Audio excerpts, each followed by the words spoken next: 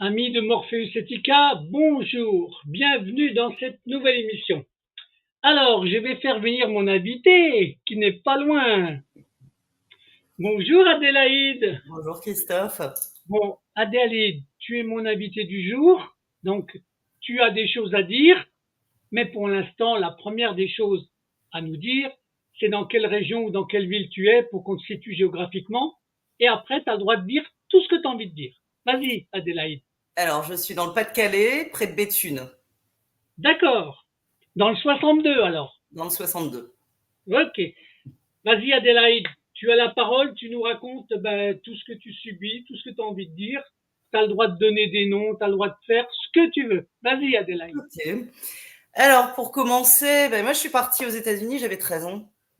J'étais danseuse classique et j'ai été prise à l'équivalence de l'Opéra de Paris à New York. Et donc j'étais quelqu'un de très discipliné, voilà, c'est une petite danseuse. Et je suis revenue entre deux en France, je suis repartie là-bas parce que je préférais là-bas. Ensuite, j'ai arrêté la danse, j'ai repris mes études. J'avais une vie très cool, je travaillais, j'étais nounou.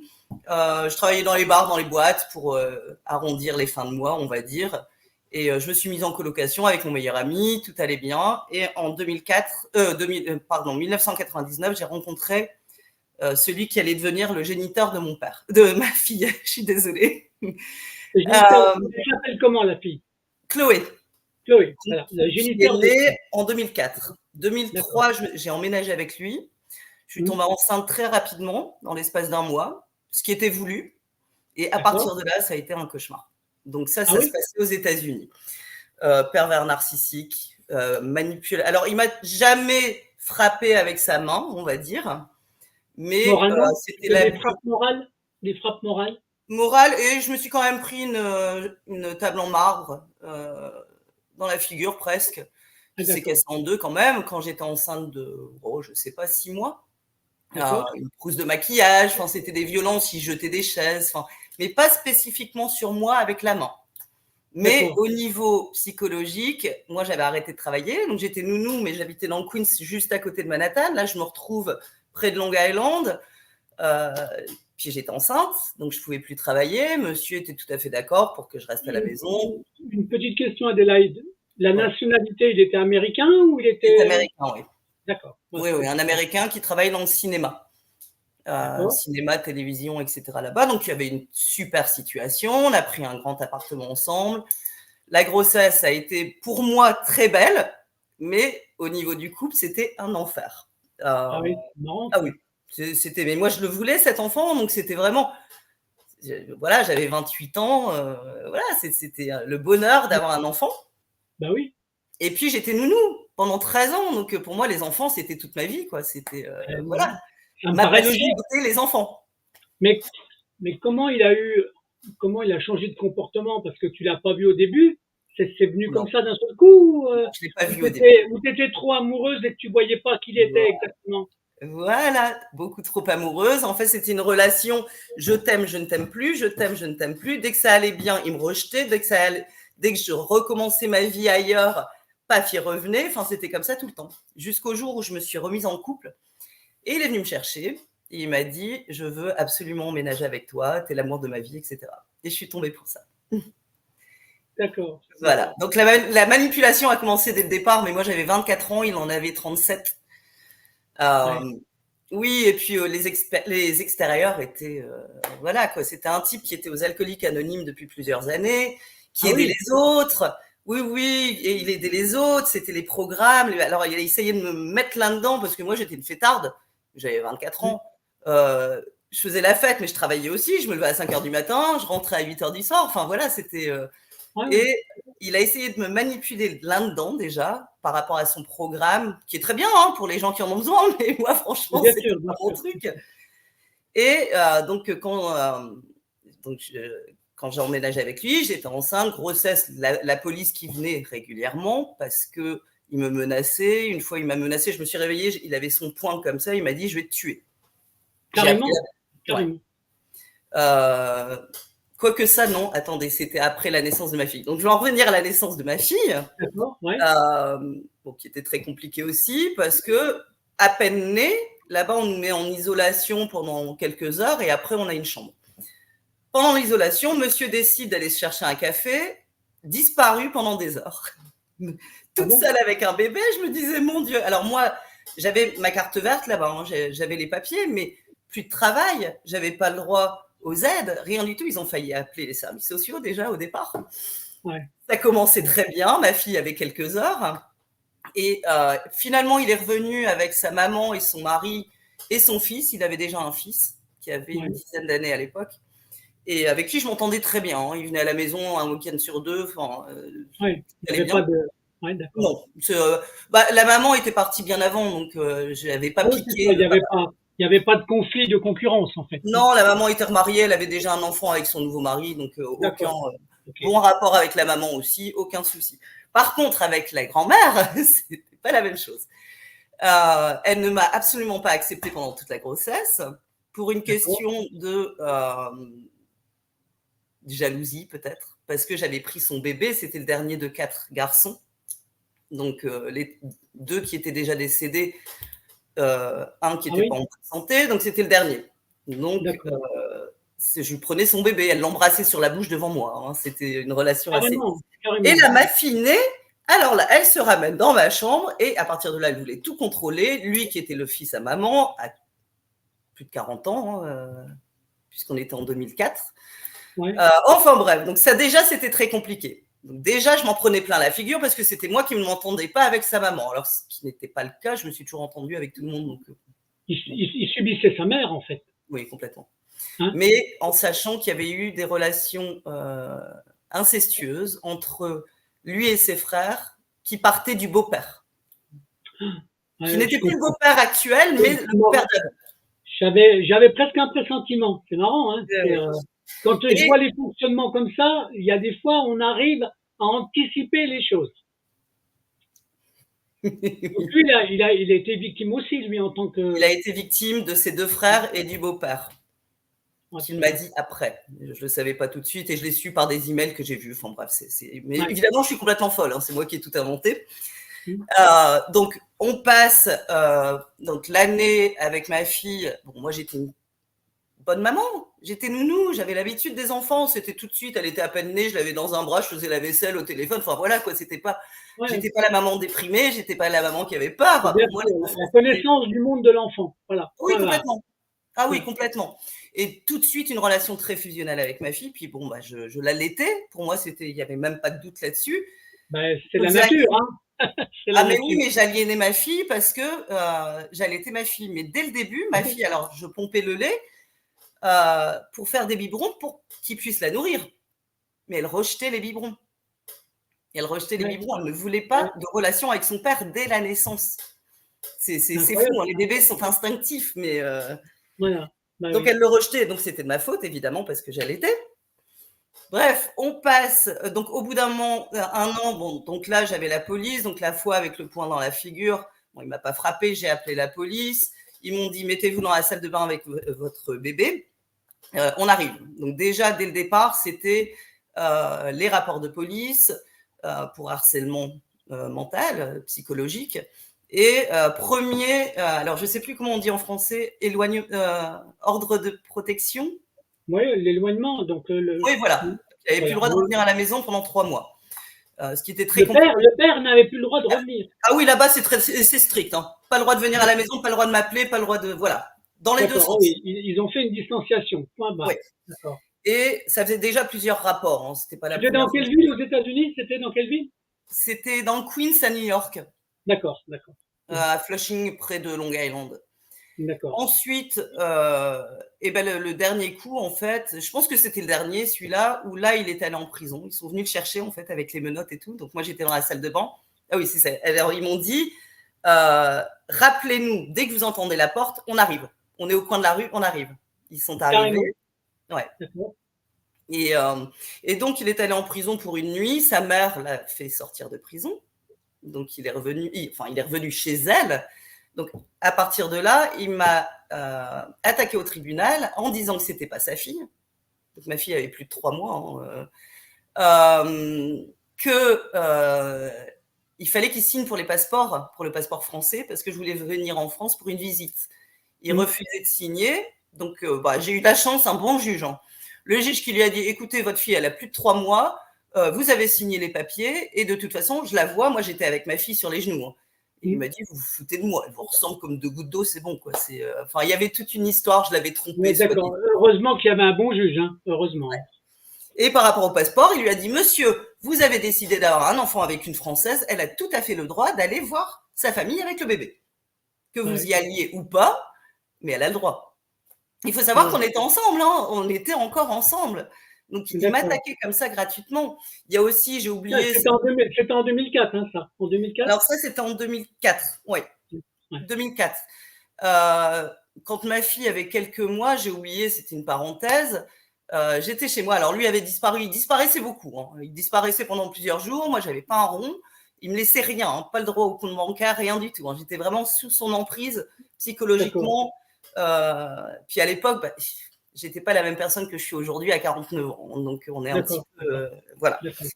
Et j'entends frapper à la porte. Moi, je pensais que c'était lui, en fait, au bout de 4 jours où il avait disparu. C'était la police, 2 hommes, une femme, qui me demandent où est votre fille. Elle dormait. Moi, j'étais en peignoir en train de me brosser les dents. C'était vraiment le truc. Et ils m'ont demandé si le bébé allait bien. Ils sont allés voir. J'étais là, bah oui, elle dort. Et en fait, ils les avaient appelés pour dire que j'allais me suicider. Non. Le jour de la fête des pères, donc ils n'étaient pas là pour la fête des pères. Alors là-bas, une fois qu'il y a un rapport comme ça, ils sont obligés de vous emmener pour faire une expertise. Sauf qu'ils ont bien vu qu'il n'y avait aucun problème. Mais j'ai été obligée de partir avec eux. Alors normalement, c'était carrément les menottes. Ils m'ont dit, écoutez, on voit très bien que tout va bien. Donc ils m'ont emmené jusqu'à l'hôpital. Ils m'ont dit, écoutez, on ne rentre pas avec vous, on ne va pas vous humilier. Et allez-y, puis ils vont appeler le médecin. Ils ont fait passer une visite médicale pour vérifier? Non, c'était une expertise psychiatrique. Sauf que c'était la fête des pères. Et donc, le médecin n'était pas là, le psychiatre n'était pas là, ils ont dû l'appeler. Il était en plein repas de fête des pères. Il est arrivé, on a papoté 3 minutes. Il m'a dit, écoutez, rentrez chez vous. Il a signé le papier. Puis voilà, quoi. Mais il n'y a eu que des choses comme ça. Enfin, je me souviens plus de tout. C'était en 2004. Donc, oui, bien sûr, bien sûr. Je ne peux pas me souvenir des détails. Même si des fois, ça revient. Mais pour qu'il fasse ça le jour de la fête des pères, en plus, il faut vraiment… C'est pas anodin. C'est pas du tout anodin. Le type a joué avec moi tout le temps. C'était toujours… voilà, c'était des jeux pour lui. Hein, et puis, sans compter que c'était moi la folle, hein, forcément. Donc, oui, mais ça se pratique pas qu'aux États-Unis, hein, ça se pratique aussi en France. Hein, oui, je sais, je suis au courant. Je suis beaucoup d'émissions, on va dire. Et dernièrement, surtout, et je pensais que j'étais seule dans tout ça, et je ne le suis pas du tout. C'est pour ça que je vous ai contacté, que je t'ai contacté. Et donc, au bout d'1 an, donc, il a eu son dernier ordre de protection, et que là, j'ai appelé la mère du fils, et elle m'a dit, barre-toi, prends ta fille, barre-toi. Donc, la mère du papa, hein, du papa de Chloé. Non, la mère de son fils. La mère de son fils, d'accord. Qui avait vécu ça. Mais moi, je ne savais pas. D'accord. On s'entendait bien, mais on ne s'appelait pas au téléphone. Et là, je l'ai appelée et elle m'a dit, j'ai vécu exactement la même chose. Ah ouais, il a reproduit exactement la même chose. En sachant que lui… Elle a bien fait d'alerter alors, la maman. Elle ne m'avait pas alerté tout de suite, en fait. C'est compliqué quand on est les belles-mères. Oui, bien sûr. Mais là, elle a simplement expliqué qu'elle avait subi la même chose qu'Adélaïde subissait, en fait. Exactement pareil. Il y avait aussi la grand-mère, aussi la mère du père, qui appelait les services sociaux. Moi, elle me l'a fait une fois aussi, ça. Elle a appelé les services sociaux disant que je m'occupais mal de mon bébé. Mais bon, là-bas, ils ne sont pas aussi rapides à la conclusion. Quand ça en vient à l'abus physique ou mental, etc., oui. Mais quand ça en vient à la mauvaise maman, ils ne sont pas comme ici. Ils voient très bien que ce n'est pas vrai. Maman de son enfant, il n'y a rien à déclarer, il n'y a rien à… Voilà. Donc, ils m'ont laissé tranquille là-bas. Il n'y avait pas de… D'accord. Mais je suis repartie en France avec sa permission. On a signé devant notaire. En quelle année? En 2004? En 2005. En juin 2005.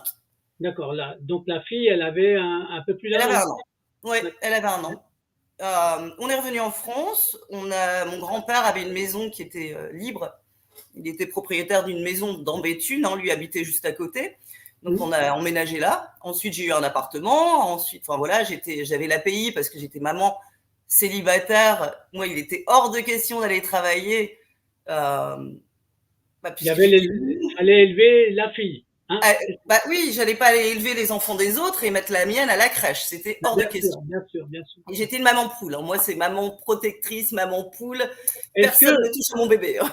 Est-ce que les parents d'Adélaïde soutenaient son attitude? Oui, tout à fait. C'est important, c'est très important. Au début, attention, c'est pas fini. Oui, au début, pas de souci. Bon, je me suis jamais entendue avec ma mère. Donc, j'ai une mère pervers narcissique, très manipulatrice et mytho. Donc, de ce côté-là, c'est absolument. Donc, étant maman, ça ne passait pas. Donc, j'ai eu beaucoup de problèmes avec ma mère, mais c'était des allers-et-viens, comme toujours avec les pervers narcissiques. Moi, je connaissais pas le terme. Je ne savais pas que ma mère était ça. Je ne savais pas que mon ex était ça. Pour moi, c'était des gens un peu spéciaux, quoi. Mais on s'en rend pas compte quand on est jeune. Bien sûr, bien sûr. On n'a jamais entendu le terme à l'époque. En 2005, on n'entendait pas ce terme-là. On ne savait pas ce que c'était. C'est mon père qui me l'a dit bien après, en fait. Mais c'est encore une autre. Enfin bref, donc on arrive en France, 2005. 2005 dans l'année ou début 2006, le père qui est venu pour des visites. Hein. Moi, j'étais encore amoureuse de lui. Donc même, on était séparés, c'était un soulagement.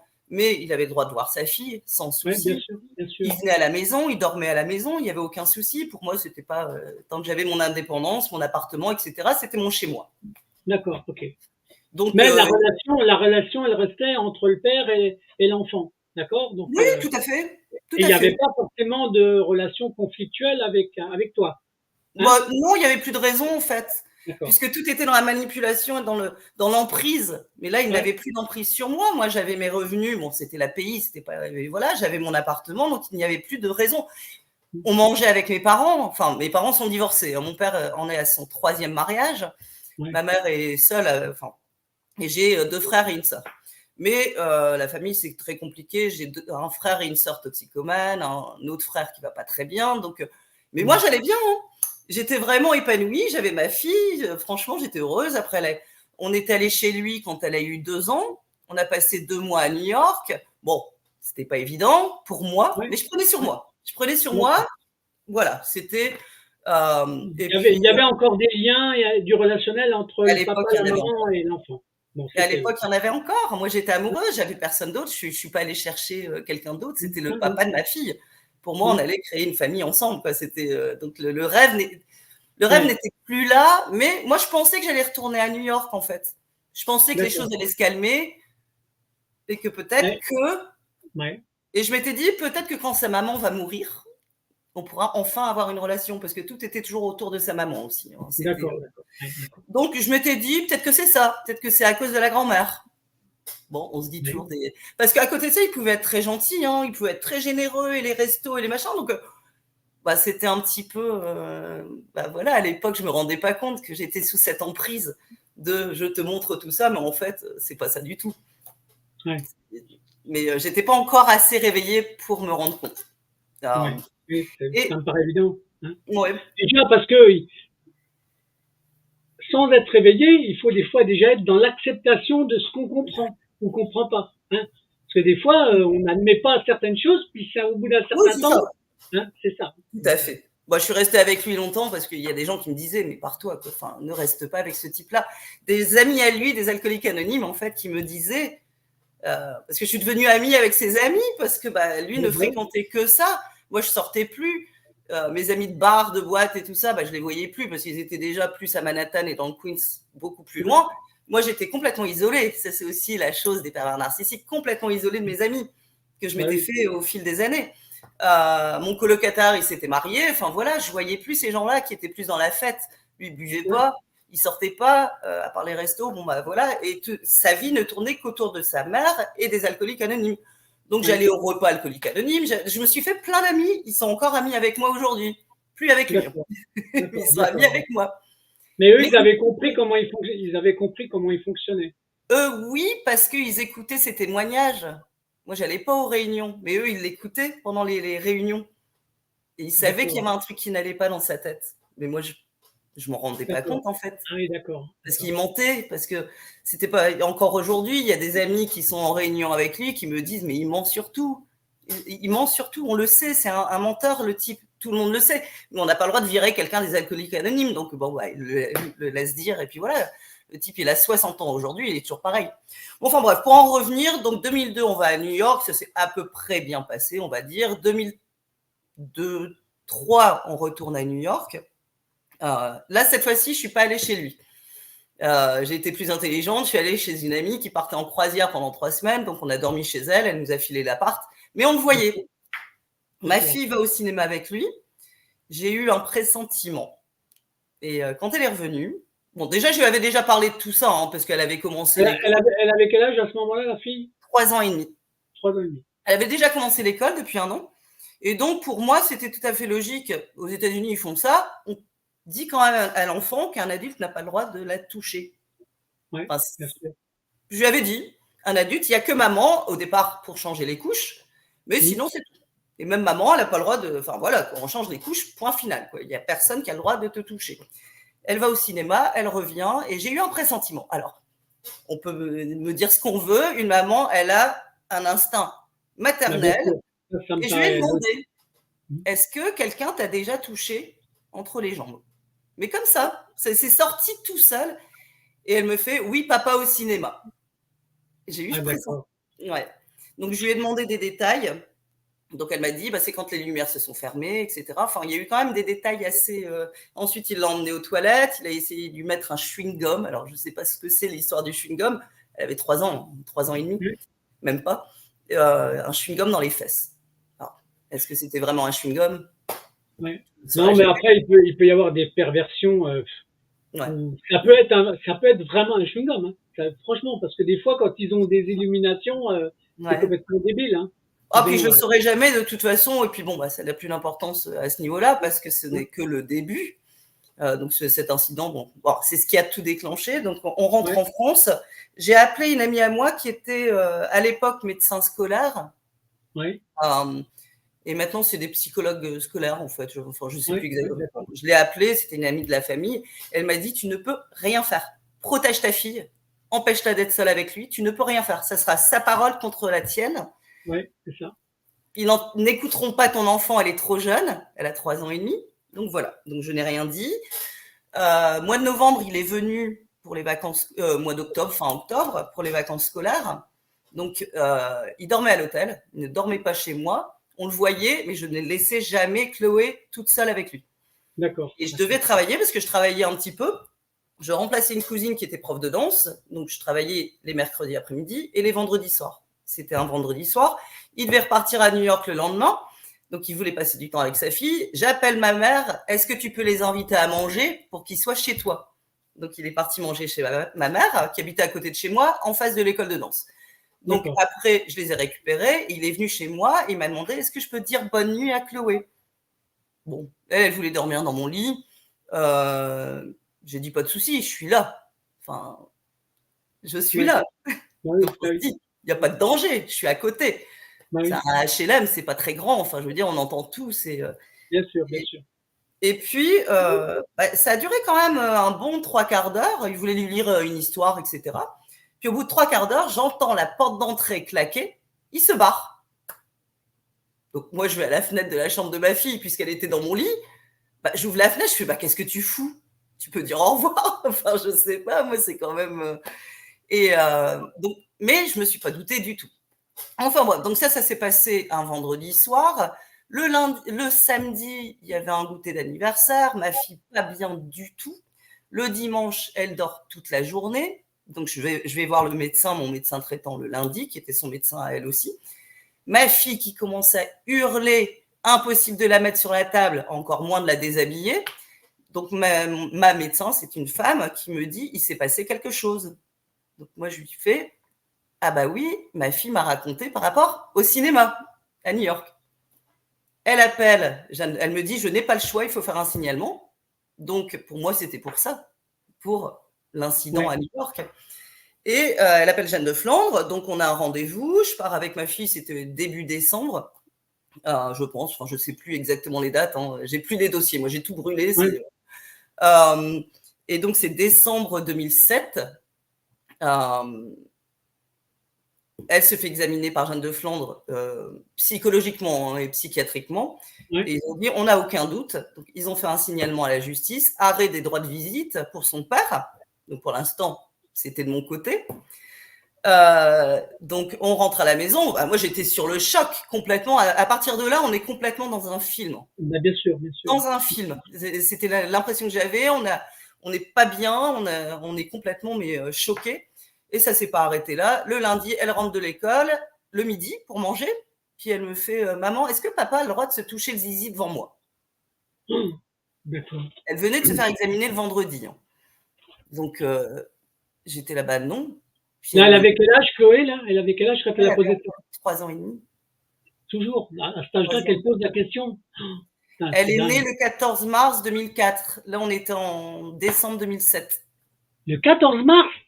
Ouais. J'aime bien le mois de mars, en fait. C'est vrai? Ben oui, moi, je suis du 13. Ah bah, j'ai beaucoup d'amis qui sont du 12, du 13, du 14, beaucoup d'amis du mois de mars. C'était une anecdote, hein, d'accord? Des poissons. Ouais, poissons. Ouais. Ah.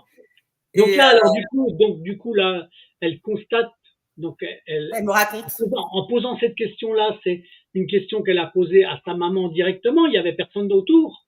Non, on était à deux en train de manger. Oh putain. Ouais, elle me sort ça.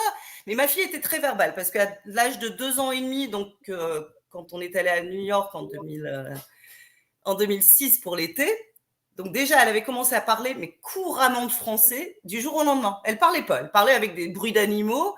Moi je lui parlais en anglais. À l'école c'était en français. Donc non, elle n'était pas encore à l'école d'ailleurs. Mais tous les gens autour de nous c'était des Français, donc elle parlait français. Ouais, d'accord. La télé, c'était en français. Enfin, les dessins animés, les petits trucs, c'était les Baby Einstein qu'elle regardait pour les enfants. Mais moi, j'ai parlé en anglais. Donc, elle ne parlait pas, en fait. Elle faisait des bruits d'animaux, mais elle enregistrait absolument tout. Donc, juste avant de partir à New York, elle a commencé à parler des phrases et des phrases et des phrases, mais de jour en jour, c'était des phrases et des phrases et des phrases. Donc, elle parlait super bien le français, arrivée à New York, et puis d'un seul coup, elle a commencé à parler l'anglais.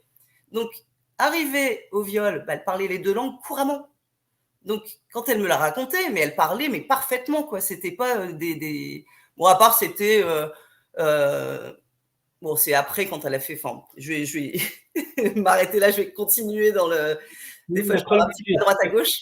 Oui. C'est un truc qu'on me dit tout le temps. Donc, elle me raconte ça. Alors, c'était, il a touché son zizi, il a essayé de me le mettre dans le derrière, il m'a mis son zizi dans la bouche.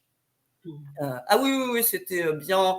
Moi, en panique totale, j'appelle Jeanne de Flandre. Donc, j'ai pas précisé, Jeanne de Flandre, c'est un hôpital à Lille. D'accord. Pour enfants. Et donc, j'appelle Jeanne de Flandre. J'ai un de ses médecins qui l'avait examiné au téléphone. Il me dit, écoutez, madame, faites-la parler. Nous, on se consulte entre nous. Je vous rappelle pour vous dire ce qu'il faut faire. Donc, je pense qu'il est allé voir le dossier, etc. D'accord. Et ils me rappellent, ils me disent, vous appelez le commissariat de Béthune, vous leur dites que vous arrivez pour faire une déposition avec votre fille. Donc, c'est ce qu'on a fait. Et moi, je me souviens, ma fille était épuisée. Bon, elle n'est pas allée à l'école cet après-midi-là, évidemment. Je l'ai mise dans la poussette, elle s'est endormie direct. Je pense que ça l'a tellement... 3 ans et demi. Ah oui. Elle dormait dans la poussette quand je suis arrivée. J'avais toujours une poussette parce que j'aimais bien faire de très, très grandes balades. Donc, après, je la mettais dans la poussette pour reposer, quoi. Et on arrive au commissariat. Donc, on est accueillis par une femme commissaire pour les enfants. Je ne sais plus comment on appelle ça. Moi, les termes, je ne suis pas très douée. Et donc, elle prend ma fille. Alors, moi, je me suis faite un petit peu... Enfin, j'étais pas mise de côté, mais presque. Elle me prend ma fille. Alors déjà, moi, ma fille toute seule avec une personne, c'était pas trop mon truc déjà au départ. Mais là, même si c'est une femme, ça reste la police, ça reste... Donc, j'ai dû attendre dehors. Ma fille a fait une déposition devant caméra. Donc, je suis venue. Tout avait été... Ah non, j'ai signé plus tard, en fait. Non, donc c'était devant caméra. Je suis repartie chez moi. Alors là, j'étais complètement... Mais voilà, quoi. Je m'en souviens même plus. Je ne me souviens plus des jours à suivre. il y a eu Noël entre deux et on a eu rendez-vous le 26 décembre, je me souviens, le lendemain de Noël, en plus c'était vachement sympa, Noël pourri, pour signer la déposition de ma fille, qui avait été transcrite par écrit. D'accord. Ok. Donc je l'ai lu, j'ai lu tout ce qu'elle a raconté, en détail, même des choses que je ne savais même pas, qu'elle m'avait même pas dites parce que moi j'étais tellement en panique. Donc là, elle était vraiment. Donc il pose plein de questions. La première page, c'est des questions à la con en fait. Oui, bien C'est sûr. La deuxième page, ça rentre dans les détails. Je dis ça, il y a une raison. Troisième page, il n'y a pas grand-chose. Et donc, voilà. Donc, moi, entre deux, j'étais aussi allée voir mon avocate. Donc, mon avocate qui a eu le rapport, etc. Bon, j'avais déjà une avocate parce que j'étais obligée de faire une demande de pension alimentaire à son père. À l'époque, on était obligé pour avoir la paye. D'accord. Mais il ne l'a jamais payé. Je veux dire, on lui a demandé de payer une pension alimentaire et il devait me payer 600 balles par mois. Je ne les ai jamais eues. Mais ça, on lui a jamais demandé. Hein, il ne fallait pas non plus trop. Parce que le type se faisait quand même 20 000 balles par mois, donc 600. Bon. Hein. Ouais, aux États-Unis, j'aurais eu 10% de son salaire. Mais bon, c'est la France. Même 20%, je pense. Et puis moi, je m'en foutais complètement en fait de la pension alimentaire. Ça m'intéressait absolument pas parce que ça me remettait dans l'emprise. Ouais, donc c'est ça. voilà. Et on apprend, donc ça c'était au mois de décembre, il y a eu Noël, il y a eu le Nouvel An, etc. C'est les vacances, évidemment. Et puis début janvier, je pense, hein, donc 2008, mon avocate m'annonce que l'affaire a été classée sans suite. Ah oui, carrément. Oui, classée sans suite, direct. Même pas de rien, on m'a jamais rien demandé à moi, on m'a même pas interrogé, rien du tout. Affaire classée sans suite. Mais je croyais qu'il y avait eu un enregistrement qu'ils avaient mis après sur un PV. Et tu as eu une copie du PV? Non, tu n'as pas de copie du PV. Après, mais il manquait une page. Ah, la deuxième page. Je parlais des 3 pages. Oui. Donc, affaire classée sans suite. Évidemment, on a réouvert l'affaire en partie civile. Et là, a commencé l'enfer. Le mec, il a même pas été en garde à vue. Donc, ils lui ont demandé de venir en France. Il est venu, il me harcelait chez moi. J'osais même plus sortir de chez moi avec ma fille parce qu'il attendait devant. Enfin, c'était un cauchemar, quoi. C'était vraiment, mais personne ne faisait quoi que ce soit. Il a été interviewé au commissariat, je pense. Je sais même pas, j'ai jamais vu les rapports de toute façon. Et puis ils ont commencé une enquête. Alors c'est là où les services sociaux ont été appelés. Contacté. L'ASE. Je sais même pas si ça s'appelait l'ASE en 2000. Ouais, je sais pas en quelle année la DAS est devenue l'ASE, mais bon. Bref, je les ai appelés les services sociaux, puis voilà. C'est la même chose, hein, d'accord. Alors, il y avait une mesure d'éducation, je sais pas quoi, sur moi. Oui. Alors, on tombe de haut, parce que, bon, je veux pas, c'est pas pour me vanter, mais j'étais une bonne maman, quoi. J'avais pas besoin d'une petite nana de 23 ans qui n'a pas d'enfant à m'apprendre comment être maman. Oui. C'est un petit peu insultant, quoi, quand on a 30 ans, même plus que ça. Oui, 33 ans. Et pendant 1 an et demi, ça a duré. Donc, alors, moi, attendez, pendant l'enquête, lui, pendant que l'affaire avait été classée sans suite, a demandé des droits de visite. Il y a eu un gap entre les deux. Il les a eus. Donc, j'étais obligée de lui donner ma fille. Ce qui était hors de question, évidemment. Première non-présentation d'enfant. Deuxième non-présentation d'enfant. Ils m'ont dit, j'ai été convoquée au commissariat, ils m'ont dit à la 3e, vous allez en prison. À la 3e, je suis allée chez une amie, j'ai coupé Internet, Facebook, tout. J'étais cachée chez une amie, près de Lens, une ancienne amie que je n'avais pas vue depuis des années, on se connaissait quand on avait 17 ans. D'accord. Et que je venais de reprendre, mon amie, en fait, à qui je reparlais depuis très peu. Je l'ai appelée en panique quand j'ai su que, voilà, cette fois-ci, j'allais aller en prison et elle partait à New York, ma fille. Et donc, cette amie qui me dit, tu viens chez moi. Donc, elle avait une fille du même âge que ma fille. Je suis restée chez elle pendant 1 mois. Après, il y avait l'école qui reprenait. Donc, on est revenu. Et puis, je ne sais même plus comment je m'en suis sortie pour ne pas lui donner. Parce que là, on était en 2008.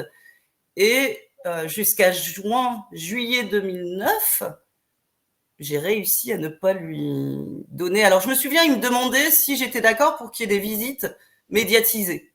Parce que je pense qu'ils ont compris que je n'allais pas lui donner. De toute façon, ma fille n'allait pas aller avec lui. Et donc, peut-être des visites médiatisées. Donc, mon avocate qui me proposait ça, j'étais là, non, mais ça va plus. Si vous aviez été violée, vous voudriez aller jouer avec votre bourreau après. Enfin, moi, ça me paraît un peu. Parce que là, on parlait de viol. C'était pas. Et donc, je ne sais même plus comment j'ai fait pour qu'elle ne le voie pas de septembre 2008 à juin 2009. Et donc, des enquêtes sur moi, des expertises psychiatriques sur moi, sur ma fille, des rapports, mais abominables. Donc, les services sociaux. Moi, j'ai eu énormément de chance, c'est que ma fille n'a pas été placée à ce moment-là. À ce moment-là, je dis bien. Oui. Donc, pendant toute l'enquête, ma fille était avec moi. Et elle n'a pas vu son père. Je ne sais pas comment. C'est pour ça que je dis, quand j'écoute les autres histoires, comment j'ai fait, je ne sais plus. Et arrivé au mois de juin, donc après des enquêtes et des expertises, alors déjà, on n'est pas bien. On est vraiment... Oui. Et alors, entre deux, j'ai oublié de mentionner, en fait, j'ai rencontré une femme qui était anglaise, qui avait 2 enfants, 2 filles, qui jouaient avec ma fille, qui étaient dans la même école. Je suis devenue amie avec elle. Son mari était pasteur. Et que je suis devenue chrétienne. J'étais élevée catholique, mais bon, je m'étais un petit peu échappée de tout ça. Enfin, c'était plus trop mon... Et je suis arrivée dans son église pour une fête avec des Anglais. Il y a un rapport avec tout ça. Qui était là, d'Angleterre, de Bognor Regis, une église baptiste. Donc, c'est protestant baptiste. Et j'avais adoré. Il y avait plein d'enfants. Il y avait beaucoup d'Africains, très gays. Il y avait de la musique, de l'art, de la danse. Moi, j'étais danseuse. Enfin, il y avait du théâtre. J'adore le théâtre. Donc, j'ai dit, on va venir à cette église. Et ça a un rapport avec tout ça. C'est pas pour dire que je suis chrétienne. Et donc, juin 2009, non, déjà, quand je suis devenue chrétienne, je suis désolée, j'ai pas l'habitude de raconter à l'oral comme ça. Septembre 2008, j'étais allée en Angleterre, justement, avec mon pasteur pour faire une pièce de théâtre dans cette église à Bognor Regis. Donc, je m'étais déjà fait quelques amis là-bas. Il y avait des Français aussi. Enfin, bref. Juin 2000, donc là, j'accélère, juin 2009, affaire classée sans suite, fin juin. Et là, on me dit, son père vient la chercher le 5 juillet pour l'emmener à New York pendant un mois.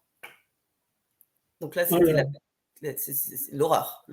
Et je comprends pas parce qu'il y avait une enquête avec un PV où il y avait les 3 pages, dont une chose qui parlait quand même du viol de l'enfant.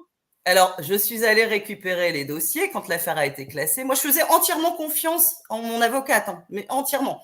D'ailleurs, quand je suis allée la voir, qu'elle m'a annoncé que c'était classé sans suite, elle m'a montré le dossier qui était encore scellé. Elle m'a dit, ils n'ont même pas ouvert le dossier. Donc, moi, je suis allée récupérer le dossier, où c'est mon avocate qui me l'avait donné à l'époque, je ne sais plus, qui avait fait des copies, parce que, en fait, donc, quand ça a été classé, mon avocate, quand je suis allée la voir, qui me dit c'est classé sans suite, c'est encore scellé, elle me dit barrez-vous. Si vous avez l'occasion de vous barrer à l'étranger, barrez-vous. Donc, carrément, l'avocate qui dit ça. Elle m'a dit barrez-vous. Elle renie aujourd'hui, mais ça me serait même pas venu à l'idée de me barrer à l'étranger avec ma fille. C'était même pas dans mes... Voilà. Elle avait pris connaissance des pièces qu'il y avait dans le dossier. Ouais. Donc, et c'est pour ça qu'elle dit ça, en fait, l'avocate. C'est pas pour autre chose. Parce qu'elle a constaté qu'il y avait des choses qui étaient dangereuses, et le seul conseil qu'elle vous donne, faut vous barrer. Ouais. Voilà. Il n'y avait plus chance. Mais ce que je peux comprendre, d'ailleurs.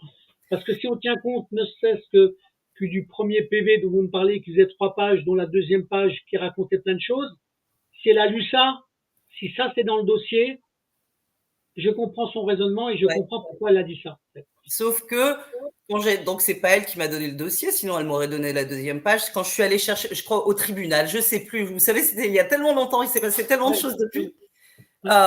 Et puis j'ai essayé de ne plus y penser en fait pendant des années, et c'est pour ça que là je recommence à raconter mon histoire. Donc il y a encore les dates, etc. Bref, j'ai récupéré le dossier, ça c'est sûr. Et quand j'ai appelé mon pasteur en panique, il m'a dit écoute, je passe des coups de fil, fais tes valises, tu te casses en Angleterre. Donc, voilà pourquoi je parlais de cette église baptiste en Angleterre, qui m'ont récupéré là-bas, en fait, sans rien. Et donc, j'ai récupéré les dossiers, je suis partie avec. Quand je suis arrivée en Angleterre, donc on était logés par des gens de l'église.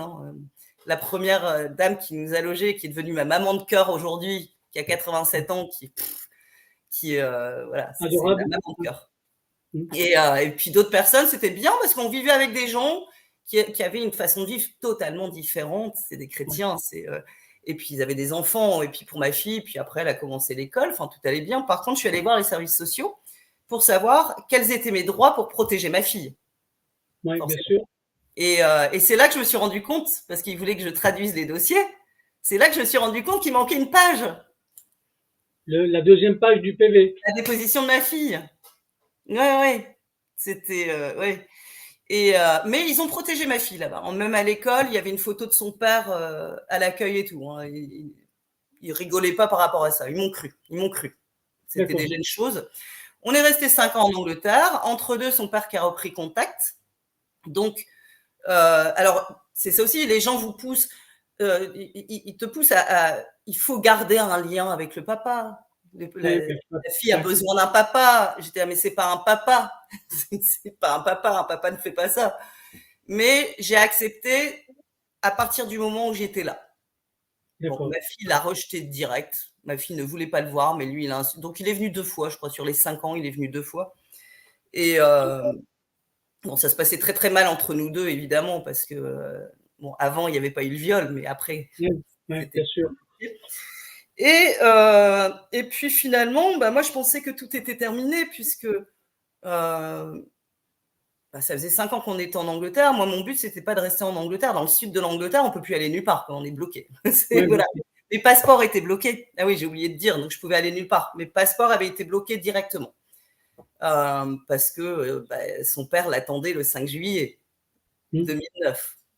Donc, il a fait un signalement de non-présentation d'enfant, fuite à l'étranger, parce que c'est là où vient ma mère, et ça je l'ai su après, en fait, c'est elle qui a dit qu'on était en Angleterre. Donc, il savait, mais avec l'Angleterre, il n'y a pas trop d'accord. Donc, parce que j'ai entendu d'autres histoires où c'était un autre pays, et là, ils sont allés chercher la mère. Là, on m'a laissé tranquille. Encore une fois, j'ai une bonne étoile. Mais moi, je voulais revenir en France parce que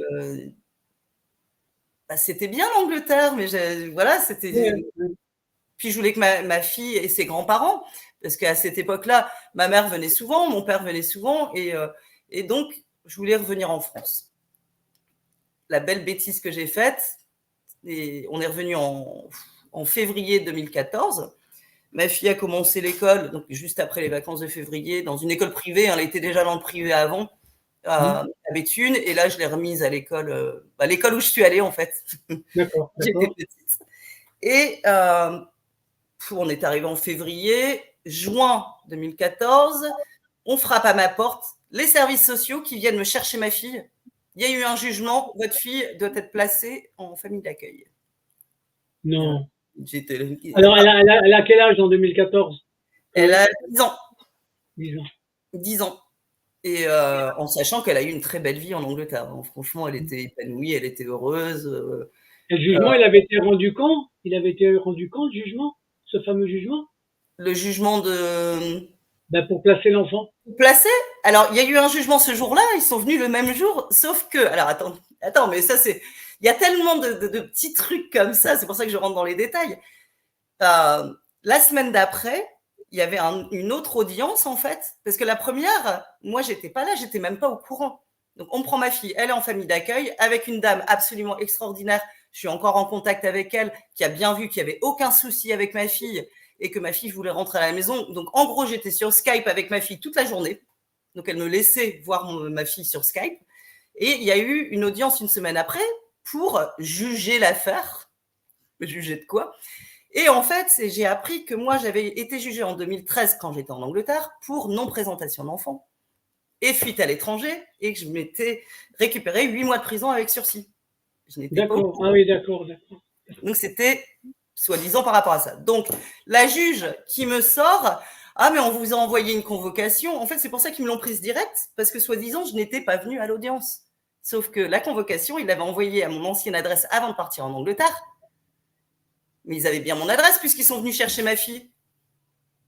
Ils me prennent un petit peu pour des cons. Donc, moi, je veux bien. Pas mon adresse. À ce moment-là, il faut aller à l'ancienne adresse pour aller chercher ma fille. Oui, Donc, bien sûr. audience une semaine après. Et alors là, c'était reparti avec la mesure d'éducation, je sais pas quoi, bidule chouette. Une assistante sociale qui nous a, je suis désolée de le dire, emmerdé pendant 1 an. Elle voulait amener ma fille au McDo. Elle voulait. Alors, c'était vraiment. Alors, moi, je lui ai dit, c'est hors de question que ma fille aille où que ce soit seule avec quelqu'un que je ne connais pas. Elle ne montera pas en voiture avec vous. Je vous connais pas. Je ne sais pas si vous picolez ou pas. Enfin, moi, je suis désolée. Hein, ma fille, Oui, elle a bien 10 sûr, ans. bien sûr. Elle ne monte pas en voiture avec quelqu'un que je n'ai jamais rencontré. C'est hors de question. C'est assistante sociale ou pas. Donc, j'y allais avec. J'allais au McDo, j'allais au Flunch, enfin voilà. Et à la fin, donc au bout d'1 an, juin 2000, et c'est là où a commencé l'enfer. Hein, donc après tout ça, on penserait que, ben non.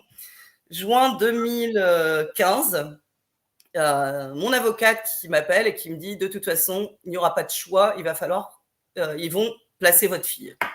Je dis pardon, placer ma fille pour quoi? Pour quel, enfin voilà. Et donc, il y a eu le jugement où je n'étais pas invitée encore une fois. Hein. Il faut savoir que ma fille a été interrogée une fois. Moi, je n'ai jamais été invitée aux audiences, donc il faut faire entièrement confiance en l'avocate. Jugement. Et puis, on m'avait dit, mais on va pas l'arracher comme ça. Hein. On va prendre notre temps, on va la préparer. Ouais, 2 heures après l'audience, les services sociaux à ma porte, on emmène Chloé. J'ai refusé. J'ai même poussé la nana, elle voulait rentrer chez moi. Je lui ai dit, tu ne rentres pas chez moi. J'ai fermé ma porte, j'ai pris ma fille, je suis partie chez mon avocate. Et elle m'a dit, vous n'avez pas le choix. Et elle m'a dit, rentrez chez vous, sinon ça va très très mal se passer. Je suis rentrée chez moi. À 22h, la police qui arrive, qui m'arrache ma fille. Sauf qu'ils me connaissaient parce que quand je suis partie en Angleterre, j'avais fait un article dans La Voix du Nord par rapport à ce qui s'était passé avec l'affaire de viol, que j'étais obligée de me casser. Je leur avais dit, surtout, ne mettez pas l'article avant que j'arrive en Angleterre. Enfin, c'était un truc. Donc, ça veut dire qu'il y avait quelque chose qui était sorti dans la presse, en fait. Ouais. Mais ça peut être utile, très utile. C'est encore, tu tapes mon nom sur La Voix du Nord, il y a encore mon article. Ou sur Adélaïde Fruchard sur Google, il y a encore mon article. Bon, tout n'est pas exactement vrai dans l'article parce que bon, ils embellissent des choses et donc ils m'ont pris la police, ils étaient désolés en plus parce qu'ils avaient vu mon article, ils connaissaient l'affaire en fait. Et ça, je m'en suis rendu compte plus tard, il y avait pas mal de gens qui connaissaient l'affaire par rapport au viol, etc. Et donc ils ont dû me prendre ma fille, ils l'ont emmenée dans un foyer à 22h30. Ma fille a 11 ans, quoi. Donc elle avait 11 ans. Elle a passé une nuit en foyer et le lendemain, elle est arrivée en famille d'accueil. Donc le jugement disait que moi, j'avais le droit à un week-end sur 2 et la moitié des vacances. Alors moi, j'étais complètement dévastée. J'ai failli vomir tellement. Enfin, d'ailleurs, je vomissais tous les soirs. Dès que je mangeais, j'arrivais plus à manger, j'arrivais plus à dormir. C'était l'horreur. C'était la première fois qu'on me séparait de ma fille. Enfin, à part la semaine, 1 an avant, mais c'était qu'une semaine. Et là, je savais que c'était parti pour 6 mois. Donc, ma fille est arrivée. Donc, les premiers week-ends, je ne l'ai pas eu, pour bien qu'elle s'habitue à la famille, hein, qu'elle soit bien. Donc, j'avais le droit au coup de téléphone 4 fois par semaine, pendant une demi-heure, supervisée. Pas le droit de lui parler en anglais. Donc, quand je lui parlais au téléphone, il y avait la nana, la femme de la famille d'accueil qui était à côté. Et donc, on se sent mais fliqué tout le temps, en fait. Mais bien sûr, bien sûr. Et ce n'est pas le pire, c'est que je l'ai eu pour le 14 juillet, donc elle est arrivée genre le 13 juillet jusqu'au 15 août. Moi, j'avais demandé mi-juillet, mi-août, pour pas faire tout le mois de juillet et plus rien au mois d'août. Donc, j'avais demandé à me mettre à cheval sur les 2 mois pour l'avoir tout le mois, mais pas être séparée pendant 1 mois. D'accord. Et je l'ai eu. Elle est arrivée. On a passé le 14 juillet avec ma mère qui était là. Je dis ça, il y a une raison. J'avais même emmené ma mère au restaurant avec mon frère, mon oncle. Enfin bref, c'était. Et puis, c'était, je pense, 1 jour ou 2 jours, peut-être le mercredi. 14 juillet, c'était un samedi cette année-là, donc c'était peut-être le mercredi.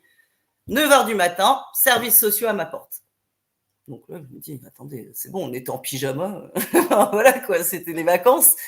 Et elle commence à examiner mon appart. Alors, à l'époque, j'avais fait une demande de RSA quand je suis arrivée d'Angleterre parce que j'avais rien. Je n'avais aucun statut.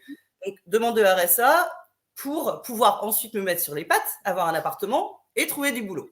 parce que comme ça, je n'avais pas le droit au logement, puisque je n'avais pas de statut, pas de CDI, pas de RSA.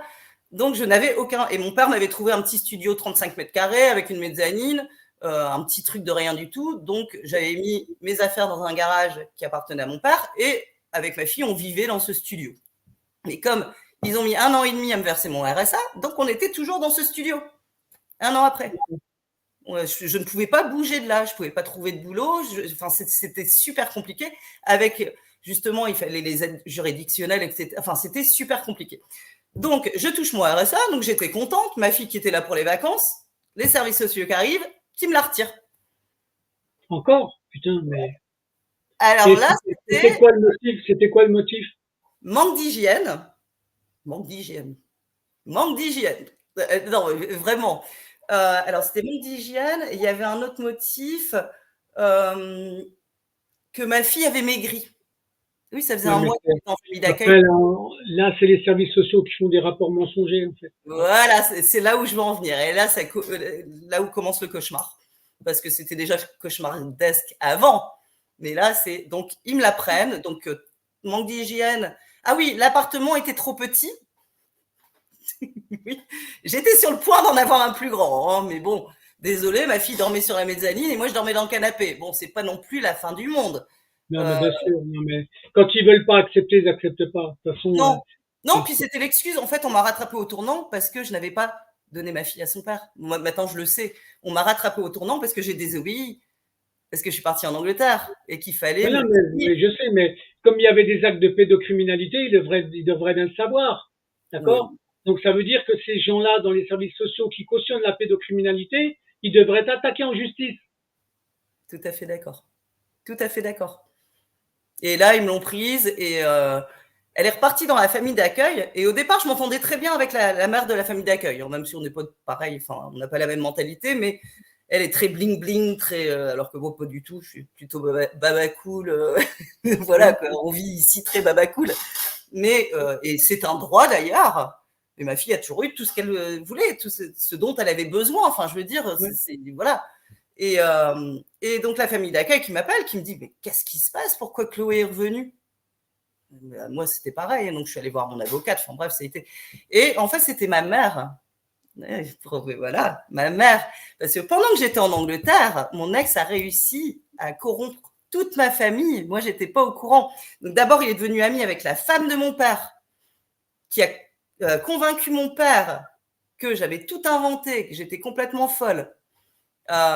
Et que mon père a convaincu ma mère. Enfin, ça a été tout un truc. Et moi, j'étais même pas au courant, en fait. Ils m'ont complètement... en fait, quand je suis revenue en France, ils étaient pour que je revienne en France. Mais ils m'ont complètement poignardé dans le dos. C'est fou, hein? La manipulation. Ah là là là là là là. Alors qu'ils savaient que c'était un manipulateur, mon ex, mais ils sont tombés dans le panneau. Mon père était le premier à me dire que c'était un pervers narcissique. Ah oui, c'est tombé de haut, mais et là a commencé le cauchemar de ma mère qui les a appelés en disant que déjà que je la battais. Elle avait appelé les voisines qui avaient confirmé le fait que je battais ma fille. Pas de coup, je battais pas ma fille, ça n'a jamais été question de battre ma fille, ça n'a jamais été dans l'histoire. Enfin, voilà, je n'ai jamais été accusée de ça, mais là, ma mère avait appelé les voisines pour qu'elles appellent les services sociaux. Mes voisines me l'ont confirmé, hein. Putain, oui, je battais ma fille en plein milieu de la nuit. Ah oui, non, mais ça a été. Ils appuient ça sur aucune preuve, c'est ça qui est incroyable. Et ensuite, ma mère leur a dit que, comme j'avais touché 9000 balles de la CAF, puisqu'ils me devaient 1 an et demi, que j'avais prévu de me barrer en Australie. Voilà l'histoire. Alors que le père, il habite même pas en Angleterre. Qu'est-ce que ça peut leur faire? Qu'est-ce que ça peut leur faire qu'on aille en Australie ou aux États-Unis ou n'importe? Le père n'habite pas ici. Donc, normalement, on a le droit. Mais comme elle a été placée, enfin bref, donc là, j'ai eu le droit. Alors là, ça a été l'enfer pendant 1 an et demi. Parce que normalement, c'était un éloignement de 6 mois. Pendant les 6 mois, le père a demandé la garde, il l'a eu. Donc, je n'avais plus la garde de ma fille. Lui avait la garde, elle était placée. Donc, si on levait le placement, elle partait chez son père. Donc, moi, j'avais le droit à 1 heure tous les 15 jours supervisée. Dans une salle avec une nana qui me regardait parler à ma fille, 1 heure tous les 15 jours. J'en étais malade, j'avais pas envie d'y aller. Je le faisais pour ma fille. Elle pleurait à chaque fois. C'était Laura parce que bon, elle avait quand même 11 ans, quoi. Enfin, je veux dire, et puis on avait une relation tellement. C'était ça aussi, hein. On m'accusait relation trop fusionnelle, trop Ouais, non, d'emprise. mais c'est un Relation motif. C'est un évidemment motif. fusionnelle. Mais les services sociaux, ils comprennent pas qu'une maman ou qu'un enfant aime sa mère. Ça, ils savent pas. D'accord? Pour eux, ça ne doit pas exister. Bah, piquer la vie. Malheureusement, mais à chaque fois, c'est ça. À chaque fois, c'est ça. Ouais. Oui, c'est ça. Non, On les aime trop, pas assez. Quand je parle des services sociaux, je parle des services sociaux qui font des placements abusifs. Hein. Je parle pas des autres. Okay, je sais. Hein, bah, même ceux qui ne font pas de placements abusifs, c'est ironique, mais hier, on est allé dans un parc avec nos chiens, un parc canin, et il y avait un type. À la fin de la conversation, mon conjoint qui lui demande ce qu'il fait comme métier, il fait « je suis éducateur pour l'ASE ». Je fais « je t'aime pas ». Et en fait, il est lui est sur un cas justement où il défend une personne qui est en train de passer par exactement la même chose que ce que j'ai vécu. Ouais. Mais il est jeune, il n'a pas encore compris. Il est jeune, il pense vraiment qu'il va la défendre. Il n'y arrivera jamais. Si déjà les juges ne le font pas. Enfin bref, pendant un an et demi. Là entre 2015 et au jour d'aujourd'hui, combien de fois elle a été placée, ta fille? Alors, elle est toujours restée dans la même famille. Donc, ça allait encore. C'était pas encore. Bon, elle buvait de la soupe et elle mangeait du pain le soir. Hein, c'était pas non plus. Mais apparemment, c'était moi qui la nourrissais mal. Hein. Mais bon, elle s'est adaptée relativement bien. Mais moi, quand j'ai eu le droit de la voir une fois tous les 15 jours, le truc, c'est qu'elle prenait le bus parce qu'elle était à la campagne. Moi, j'étais sur Béthune. Son école, elle était à 200 mètres de chez moi. Donc, qu'est-ce que je faisais? Comme elle avait une demi-heure entre la fin de l'école et son bus, et des fois, elle finissait plus tôt, on se retrouvait. On allait à la gare d'eau, dans Béthune. On achetait des paquets de gâteaux, et puis on papotait à deux. Donc, on se voyait quand même toute seule parce qu'on n'avait pas le droit de se parler toute seule. Ni au téléphone, ni devant la nana qui nous supervisait. Donc, pour elle, c'était super important. Moi, je le faisais pour elle. Pour moi aussi, évidemment. Mais moi, j'ai toujours pensé qu'à ma fille. Enfin, voilà, c'est ma fille. C'est l'aider. À partir du moment où il y avait cette solution-là, c'était bien, en fait. Sauf que mon père nous a vus. Et il l'a dit aux services sociaux. Oh, putain. Ouais. Ça, c'est méchant. Et donc, à partir de là, alors je ne sais pas combien de temps on a réussi à le faire. Et à partir de là, puis il faut savoir aussi, donc apparemment, j'étais alcoolique et que j'ai dû faire des prises de sang tous les mois pendant 1 an et demi avant de la récupérer. Au début, je refusais. Ça va aller, je ne suis pas un rat de laboratoire, je ne vais pas aller faire des prises de sang tous les mois. Et puis encore quoi, déjà, j'ai horreur des aiguilles. Donc en plus, c'était... Oui. Après, j'ai commencé à coopérer avec les services sociaux parce que j'en pouvais plus. J'arrivais plus à me battre. Et qui c'est qui avait déclaré que tu étais alcoolique? Mon ex, monsieur alcoolique anonyme. D'accord. Je n'ai pas bu une seule goutte d'alcool pendant 15 ans. Avant ma grossesse, jusqu'à... ça, c'est encore une autre histoire, mais c'est parce que j'ai repris ma vie, quoi. Enfin, voilà, maintenant, je sors plus. Enfin, j'ai plus ma fille. Donc, enfin, bref, on va en venir à ça. Je vais essayer d'être plus rapide parce que je sais que je rentre beaucoup dans les détails. Mais pendant 1 an et demi, donc j'ai fait des prises de sang. J'ai vu ma fille 1 heure tous les 15 jours, qui a été un cauchemar. Et puis, il y a eu une nouvelle juge et une nouvelle assistante sociale. Et là, ça a été le début de la fin. Elles ont commencé à remarquer. Alors, le père avait des droits de visite, il ne venait pas. Il venait jamais. Oui, j'ai oublié de mentionner ça. Donc, moi, je voulais voir ma fille, j'avais pas le droit. Donc, ils se sont rendus compte, la nouvelle assistante sociale s'est rendue compte que le père les prenait vraiment pour des cons. Et elle a commencé à m'écouter. Et là, elle a commencé à faire des dossiers très positifs par rapport à moi. J'ai arrêté de faire. Et donc, j'ai recommencé à avoir, au bout d'1 an et demi, des droits de visite en journée. Donc, j'ai eu mon appartement 2 chambres. Alors, ils vérifiaient si j'avais une gazinière, etc. Et éventuellement, j'ai eu des nuitées. Donc là, on en arrive en 2017. Première fois qu'elle a dormi chez moi. Et l'été 2017, on est parti en vacances, au camping, etc. Ensuite, sa famille d'accueil a déménagé. Donc, elle a eu une nouvelle famille d'accueil. Une femme avec qui je suis devenue amie. Parce qu'elle me disait, mais moi, ta fille, je l'adore, mais elle n'a rien à foutre chez moi. Qu'est-ce qu'elle fout en famille d'accueil, quoi? Elle devrait être avec toi. Donc, elle venait me chercher, on allait faire du shopping ensemble, on allait faire, voilà, quoi. Ouais, ça, c'est bien, parce que ça permet de remettre. Ah, bah oui. franchement. Ouais, même la première Heureusement que ce genre de choses, heureusement que ça arrive de temps en temps, ce genre de choses. Heureusement. Oui. De ce côté-là, j'ai eu beaucoup de chance. Il n'y a pas eu d'abus sur ma fille, il n'y a pas eu de. Mais bon, le mal a été fait quand même. Et on m'avait dit aussi que, ça c'était il y a très longtemps en Angleterre, on m'avait dit, pour l'instant, il y avait une psy à l'école de ma fille, donc j'avais dit, écoutez, parlez-lui quand même, parce que moi je ne sais pas, je ne suis pas psychologue, est-ce qu'elle va bien? Moi, pour moi, elle va très bien, mais est-ce qu'elle va bien? Et la psy m'a dit, la première chose qu'elle a faite, quand je lui ai demandé d'aller chercher un bouquin, c'était un bouquin sur ce que les adultes ont le droit de faire sur les enfants. D'accord. Et elle m'a dit, écoutez, elle va bien, n'allez pas voir de psy, foutez-lui la paix, mais faites gaffe à l'adolescence. Voilà. Et donc, en 2017, elle a quel âge alors, du coup, en 2017? En 2017, elle a 13 ans. D'accord. Je récupère des nuitées, des vacances, etc. Fin 2017, on passe devant le juge. C'était toujours au mois de décembre. C'est toujours sympa, juste avant Noël, paf. Ouais. Toujours sympa, ça. C'est toujours ou avant les vacances d'été ou avant Noël, pour bien nous pourrir la vie. Et là, la juge qui décide, alors là, je suis tombée, je m'y attendais pas du tout, mais je savais que les rapports étaient très bons. C'était 2 assistantes sociales qui étaient vraiment super sympas avec moi. Et elle a dit, écoutez, on ne peut pas lever le placement parce que c'est le père qui a encore la garde. Et moi, je n'ai jamais réussi à récupérer la garde. J'ai essayé, je n'ai jamais réussi. Et donc, elles m'ont dit, la juge a dit, écoutez, on a trouvé une solution, on va la placer chez vous. Ah putain, excellent. Pendant 1 an et demi, elle a été placée chez moi. Ah ouais, ça c'est bien. C'est un renvoi d'ascenseur en fait. Pas vraiment, parce que j'avais encore les services sociaux derrière, sauf qu'ils ont changé, encore une fois, d'assistante sociale. C'était plus l'ASE, c'est autre chose.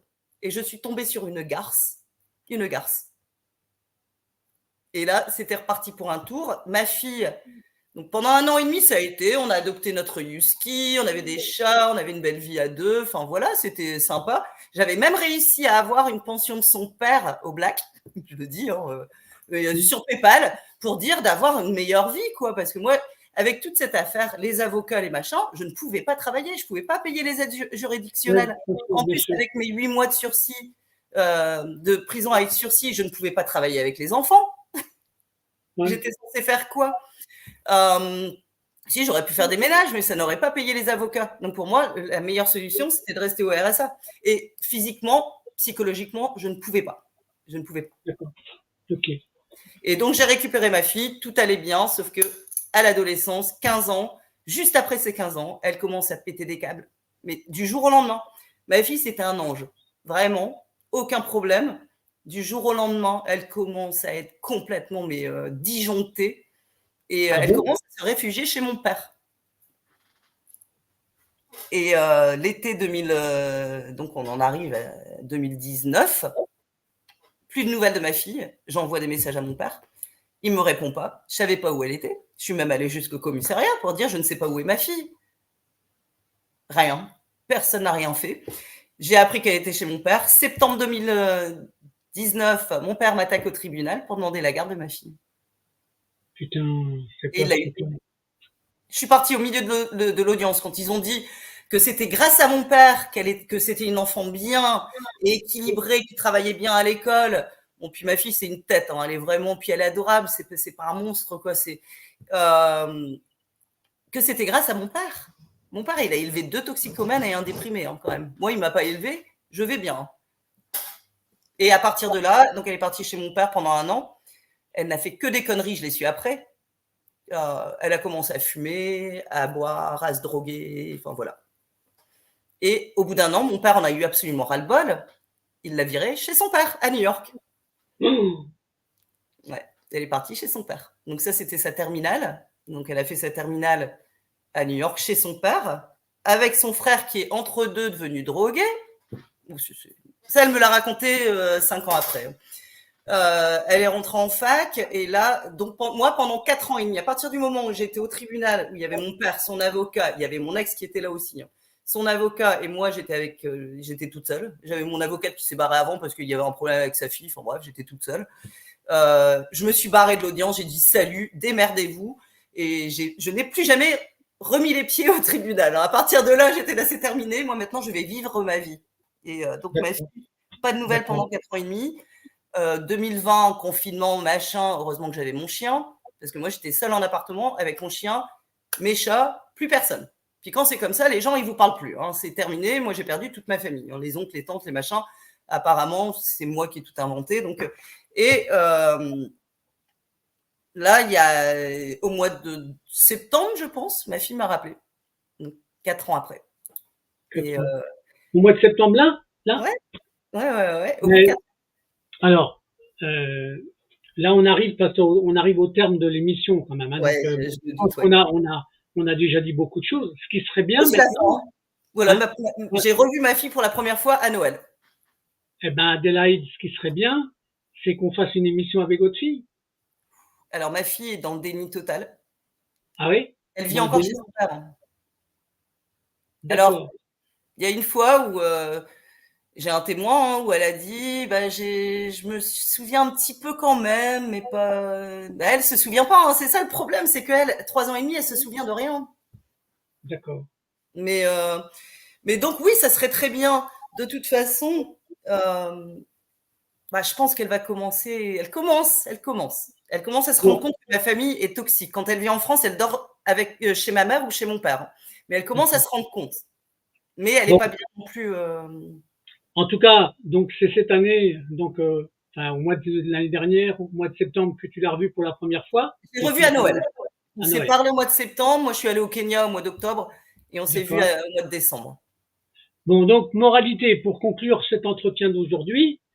Le but, c'est qu'elle te revoie quand même un peu plus souvent, d'accord? Voilà. Et que peut-être dans les prochaines semaines, qu'on fasse une émission avec ta fille. Ce serait vachement bien, ça. Surtout qu'elle peut se connecter de New York. Bah oui. Bon, après, je pense qu'elle va revenir cet été. Bon, là, elle me fait un petit peu la gueule, mais bon, voilà, elle a 20 ans. Hein, mais parce que je suis pas trop à l'aise avec ses façons de sortir. Comment? Ouais.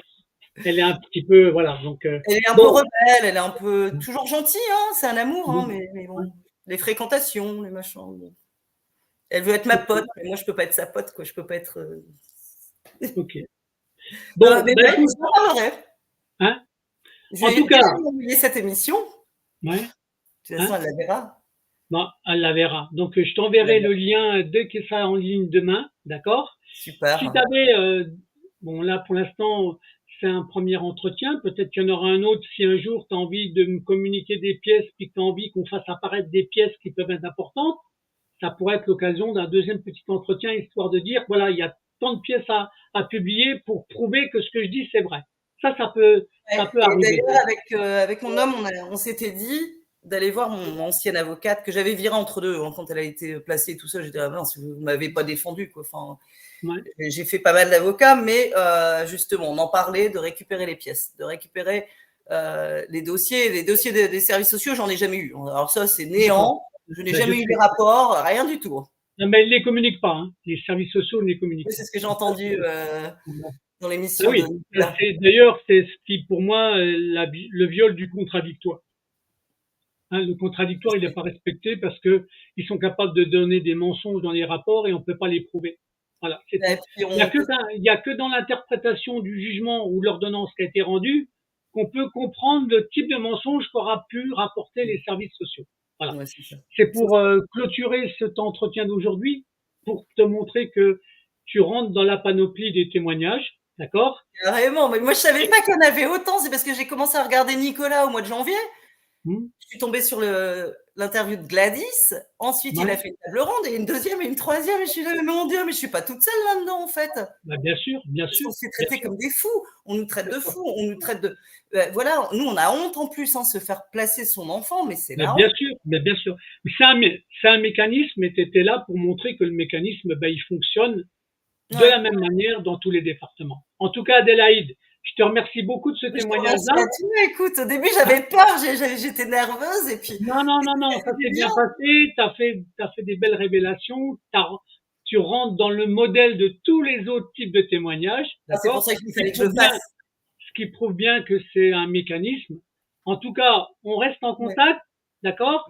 Et puis, si un jour, t'as des preuves ou des choses que tu veux publier, tu me recontactes et on refera une autre émission. On fait Ok, comme et ça? la prochaine fois que ma fille ne me fait plus la gueule et qu'elle m'appelle, je vais lui en parler. Ok, d'accord?